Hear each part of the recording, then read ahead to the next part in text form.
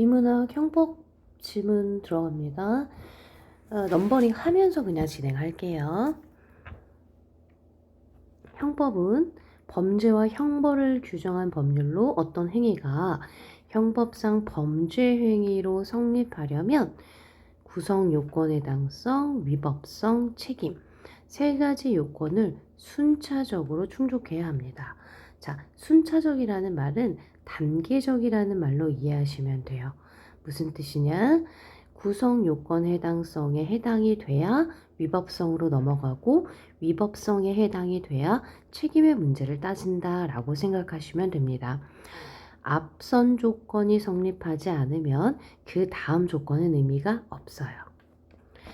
첫 번째 성립 요건인 구성 요건 해당성은 어떤 행위에 대한 구체적인 사실이 형법상 규정된 범죄의 유형에 해당하는 것입니다. 구성 요건으로 행위와 결과를 요구하는 경우에는 구성 요건상 행위와 결과 간의 인과관계가 즉 이 행위로 인해서 이런 결과가 나타난 것이 인정이 되어야 합니다. 두 번째 성립 요건인 위법성은 전체 법 질서에 위배된다는 가치 판단으로 어떤 행위가 구성 요건에 해당하는 행위이면 자, 전제 조건이 성립이 돼야 되죠. 일반적으로 위법성이 추정이 됩니다. 일반적으로는 범죄 유형이 해당이 되면 당연히 위법성이 추정이 돼요. 하지만 구성 요건에 해당하는 행위인데 예외적으로 위법성이 소멸되는 경우가 있어요. 이것을 위법성 조각사유라고 합니다. 위법성 조각사유 예를 들면 범죄 구성 요건에 해당하는 폭력이 형법에 규정된 위법성 조각사유 중 하나인 정당방위에 해당하면 즉 폭력은 폭력인데 정당방위에 의한 폭력이다. 그러면 위법성이 조각된 범죄라고 위법성 조각성이 돼서 범죄라고 볼 수 없다는 겁니다. 세 번째 성립 요건인 책임. 책임은 행위자에 대한 사회적 비난 가능성의 성질을 의미하는데 어떤 행위가 구성 요건에 해당하는 위법한 행위라고 해도 자, 전제 조건 해당됐어요. 그 다음에 보면 지금 구성 요건에 해당하고 위법한 행위야. 그런데 사회적 비난이 가능하지 않다면 범죄가 되지 않습니다. 이때 행위자에 대한 책임을 물을 수 없는 사유인 책임조각 사유 역시 형법에 규정되어 있는데 그 예로는 타인의 강요에 의한 행위, 또 어떤 협박에 의한 행위라고 이해하시면 돼요. 이거 말고도 또 뭐가 있냐면 범죄의 행위자가 심실상실의 경우, 그러니까 책임을 느낄 수 없는 상태의 정신력, 뭐 여러 가지 정신병의 정도가 심각하다든지 이런 것들도 해당이 됩니다. 자, 그러면 일단 구성요건 해당성, 위법성, 책임의 면에서 전부 다 범죄의 유형이고 정당방위에 해당하지 않고 사회적 비난이 가능한 정신상태의 경우에 이 범죄를 고의범과 과실범으로 나눌 수 있어요. 고의, 의도적이다, 과실, 실수라고 생각하시면 됩니다. 고의범은 행위자가 죄를 범할 의사를 가지고 범할 의사가 있었어요.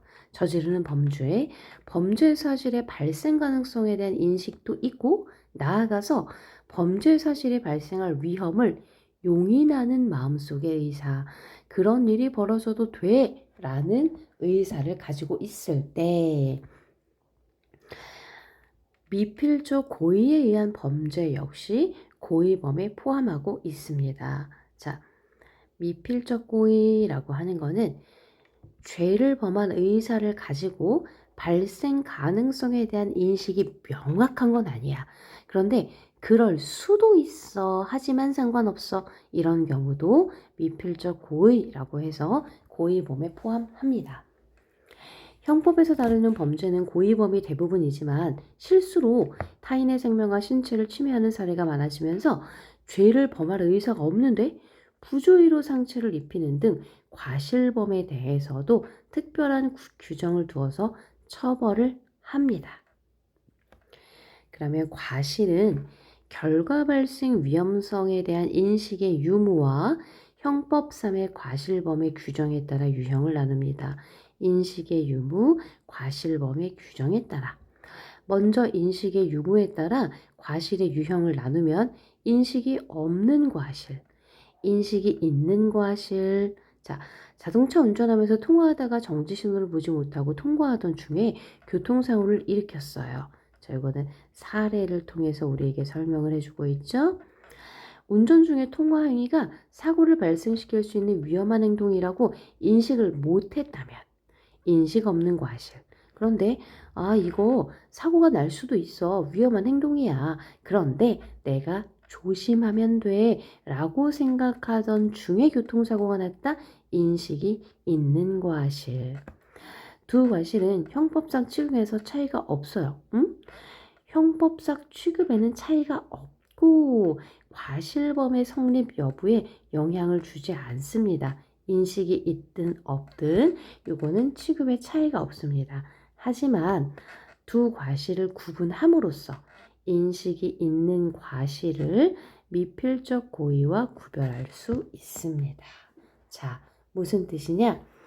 인식이 있는 과실과 없는 과실은 두 개는 구분하지 않아요. 그런데 인식이 있는 과실은 이거 위험한 일이 발생할 수도 있어 라고 인식이 돼 있어요.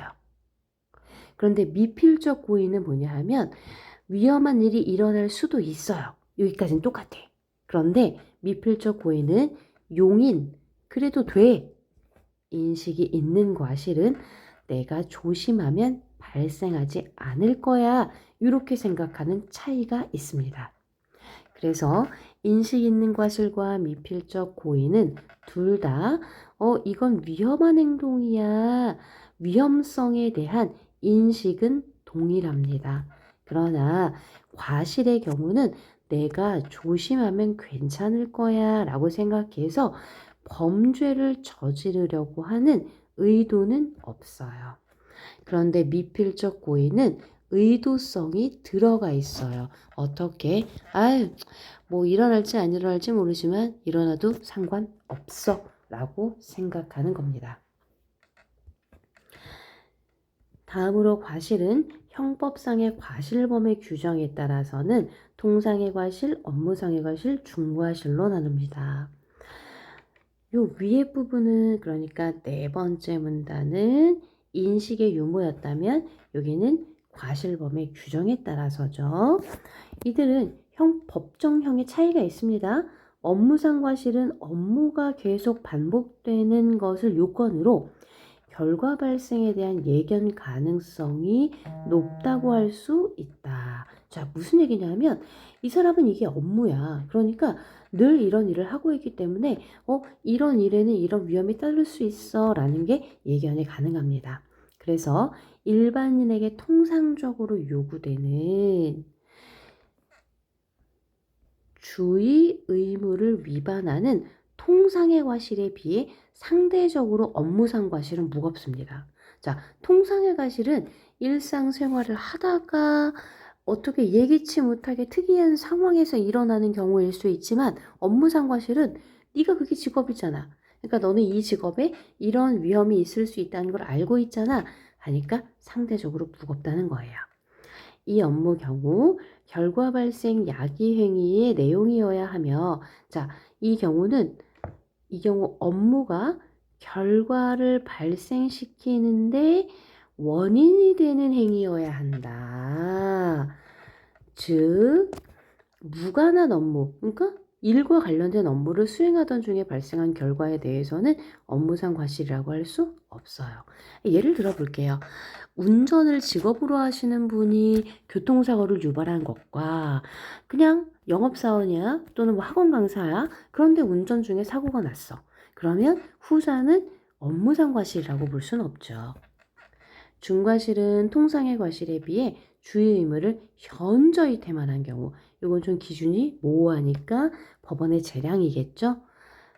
근소한 주의만 기울였더라도 결과의 발생을 예견할 수 있었다는 점에서 통상의 과실에 비해 상대적으로 무겁게 즉 주의 의무를 현저하게 태만한 경우를 중과실이라고 하는 겁니다. 과실이 무거워, 실수를 크게 했어. 자, 이런 의미가 되죠. 여기까지 정리하고 내용 문제 풀어보고 질문할 거 정리해서 현장에서 만납시다.